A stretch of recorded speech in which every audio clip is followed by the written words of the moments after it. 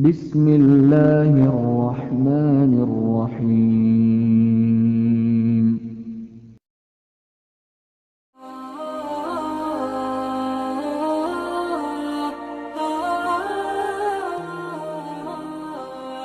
Coba kita renungkan.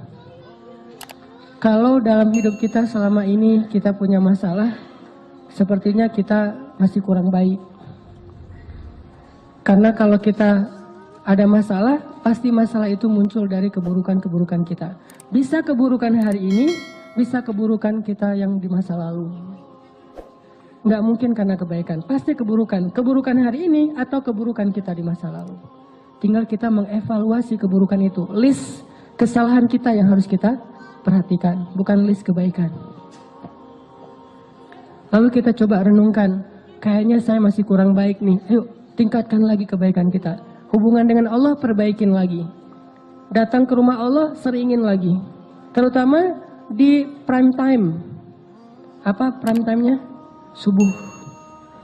Itu waktu favorit tuh. Mengangkat kedua tangan lebih lama lagi, terutama di waktu yang Allah sendiri turun ke langit dunia.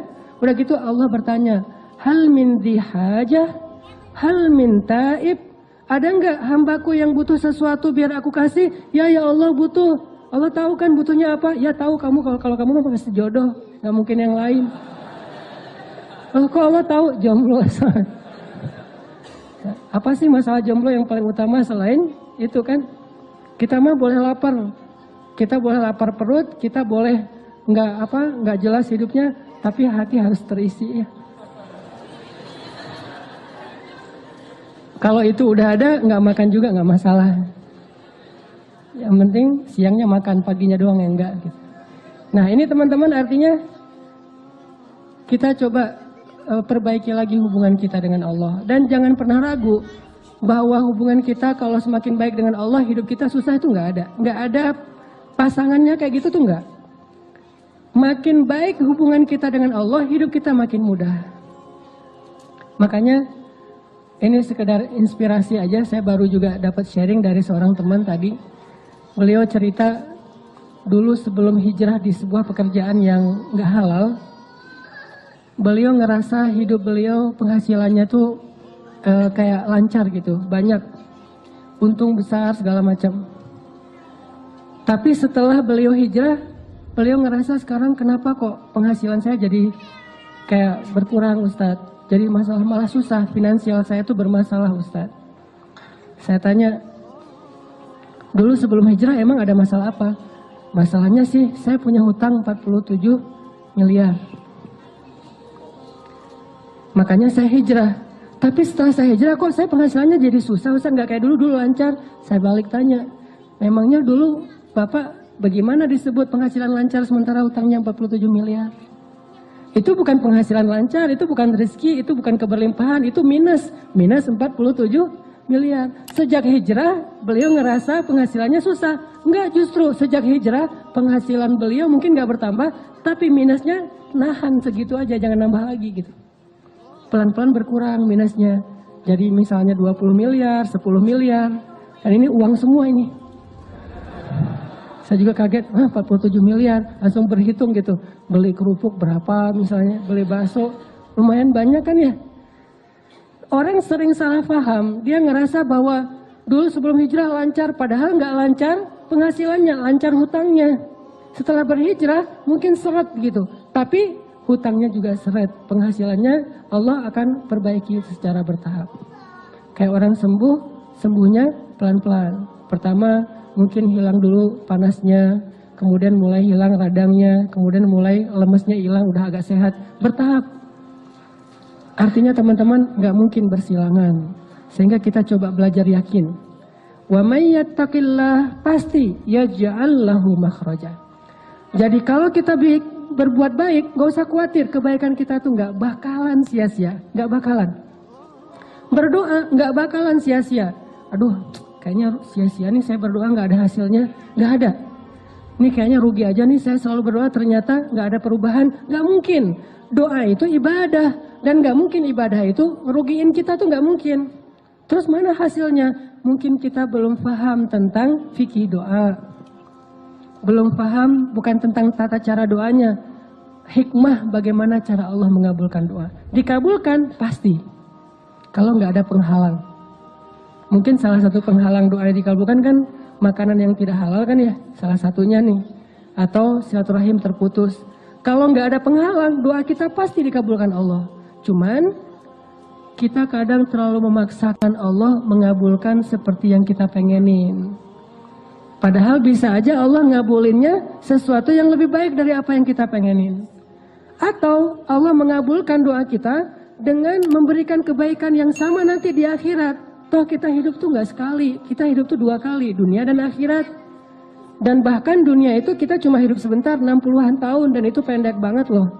Kita nggak pernah ngebandingin sih, makanya nganggap kayak usianya panjang 60 tahun. Coba bandingkan dengan umat kaum Nabi Solih. Kaum Ad dan Samud, berapa usianya?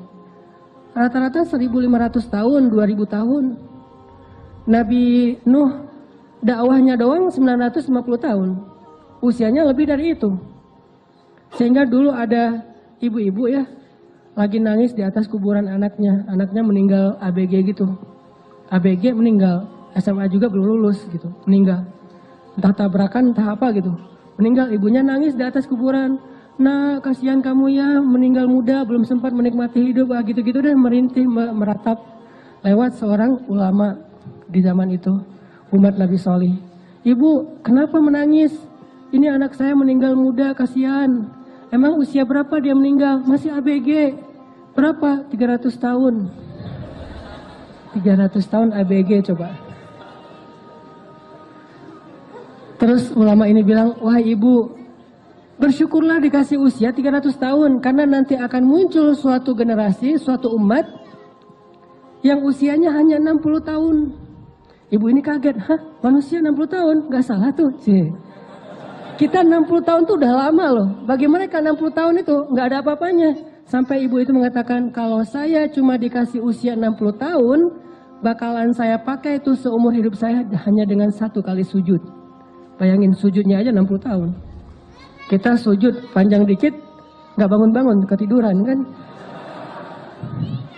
Sholat imamnya baca agak panjang dikit, berdiri sebelah kaki. Aduh pegal sebelah gantian gitu. Kayak orang sholat tarawih agak panjang dikit kan mulai batuk pojok sana, bersin pojok sana. Wah ada aja, tiba-tiba banyak sakitnya. Umat Nabi Solih ibadahnya sujudnya doang 60 tahun. Bahkan Allah menciptakan malaikat setiap hari khusus tugasnya untuk sujud pada Allah. Jadi diciptain langsung sujud dan tidak bangkit dari sujudnya sampai hari kiamat.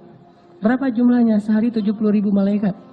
Setiap hari Allah menciptakan 70.000 malaikat yang tugasnya itu untuk sujud, memenuhi Baitul Ma'mur, memenuhi langit dunia. Sehingga Baitul Ma'mur itu kata Nabi sesek luar biasa. Saking seseknya, seandainya Baitul Ma'mur itu retak gara-gara dipenuhi malaikat, maka retakan dari Baitul Ma'mur itu akan jatuh ke atas Ka'bah tepat.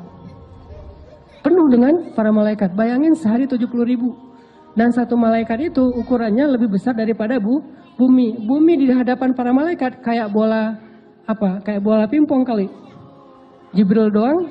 Satu Jibril ketika menyampaikan wahyu kepada Rasulullah, itu kan Jibril dengan wujud aslinya tuh. Kemana Nabi ngelihat ke langit itu ada wajah Jibril.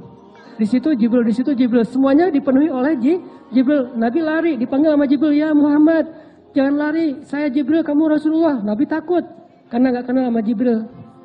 Tiba-tiba di follow gitu kan sama Jibril. Wah ini siapa nih followersnya? Ngeri lagi followersnya, Jibril. Bayangin Allah menciptakan 70.000 malaikat yang tugasnya cuma untuk sujud. Jadi artinya kita hidup itu nggak cuma di dunia, kita hidup 2 kali. Dunia dan akhirat. Dan adegan kehidupan akhirat yang kita tahu itu terlalu disingkat oleh kita. Padahal satu ayat itu kalau dibedah bisa sampai 100 bahkan 1000 tahun. Ada banyak sekali adegan-adegan di akhirat yang kita jarang memikirkannya. Dan adegan itu pasti akan kita lalui, kita jalani.